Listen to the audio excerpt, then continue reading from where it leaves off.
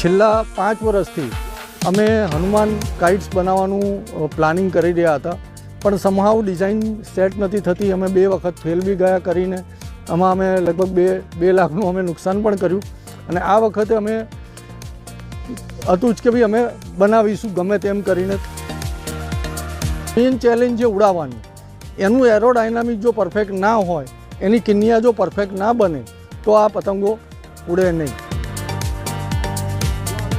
હનુમાન દાદા તો અમે ઉડાવ્યા જ છે, સાથે સાથે નાના છોકરાઓને એન્ટરટેન થાય એના માટે એક ઓવલ બનાવેલું છે, એક રેબિટ બનાવેલું છે જે 8-8 ફીટના છે પતંગ, અને એક એલિયન છે એ પણ 7 ફૂટનો પતંગ છે. અને આ બધાનું વજન 10 થી 15 કિલો થતું હોય છે, એનું વેઇટ હોય છે.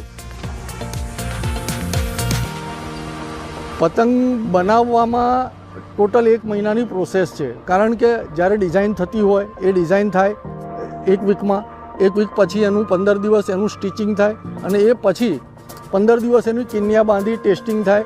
એમાં કંઈ પ્લસ માઇનસ હોય તો પાછું એને ખોલી અને ફરીથી બનાવો. એટલે આ 1 મહિનાની પ્રોસેસ થઈ જતી હોય છે.